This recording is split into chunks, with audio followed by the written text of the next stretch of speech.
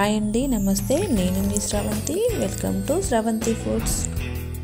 ఈరోజు మనం ఓట్స్తో చేసుకునే ఒక మంచి బ్రేక్ఫాస్ట్ రెసిపీని చూద్దాం.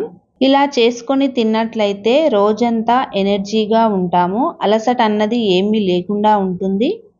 పిల్లల నుండి పెద్దవాళ్ళ వరకు చాలా ఇష్టంగా తింటారు.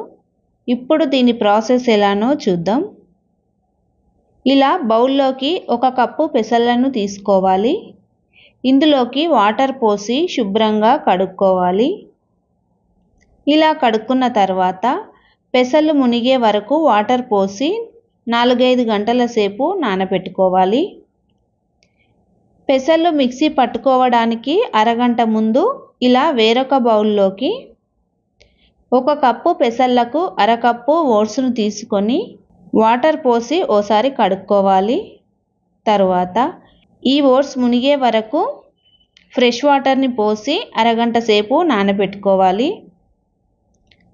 చూడండి, ఈ విధంగా పెసలు నానిన తర్వాత ఇందులో వాటర్ అన్నీ వంపేసి ఇలా మిక్సీ జార్లో వేసుకోవాలి.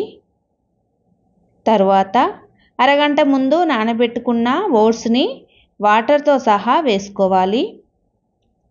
తర్వాత 4 పచ్చిమిర్చీలు, అలాగే కొద్దిగా కొత్తిమీర, అర స్పూన్ జీలకర్ర, టేస్ట్కి తగ్గట్టు సాల్ట్,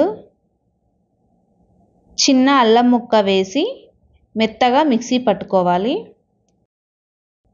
దీనిని ఇలా వేరొక బౌల్లోకి వేసుకోవాలి. ఇలా అంతా ఓసారి కలుపుకొని స్టవ్ పై దోశ పెనం పెట్టుకొని ఇలా దోశలా వేసుకోవాలి.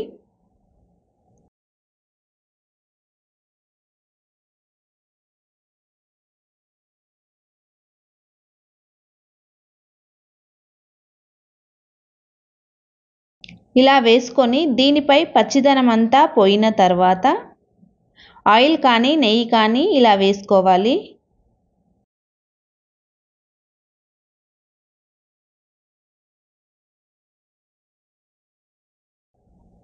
ఇలా కాలిన తర్వాత తీసేసుకోవాలి.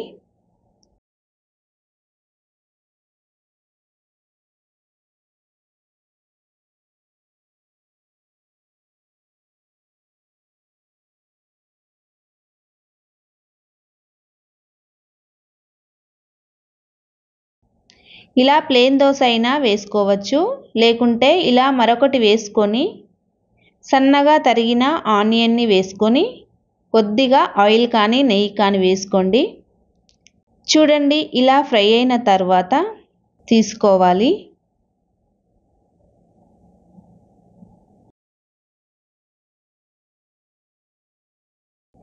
అంతే అండి. వీటిని వేడివేడిగా మీకు ఇష్టమైన చట్నీతో కానీ లేకుంటే నాన్ వెజ్తో కానీ తీసుకొని తింటే చాలా టేస్టీగా ఉంటుంది. నేను ఇక్కడ చికెన్తో తీసుకుంటున్నాను. ఒక్కసారి ఇలా నాన్ వెజ్తో ట్రై చేయండి. టేస్ట్ చాలా బాగుంటుంది. తప్పకుండా మీకు నచ్చుతుంది. అంతే అండి, ఎంతో టేస్టీగా ఉండే పెసలు ఓట్స్తో దోశ రెసిపీ రెడీ అయినట్లే. ఈ రెసిపీ కనుక మీకు నచ్చినట్లయితే మీ ఫ్యామిలీ అండ్ ఫ్రెండ్స్కి షేర్ చేయండి. మన ఛానల్ని సబ్స్క్రైబ్ చేసుకోండి. Thank you for watching.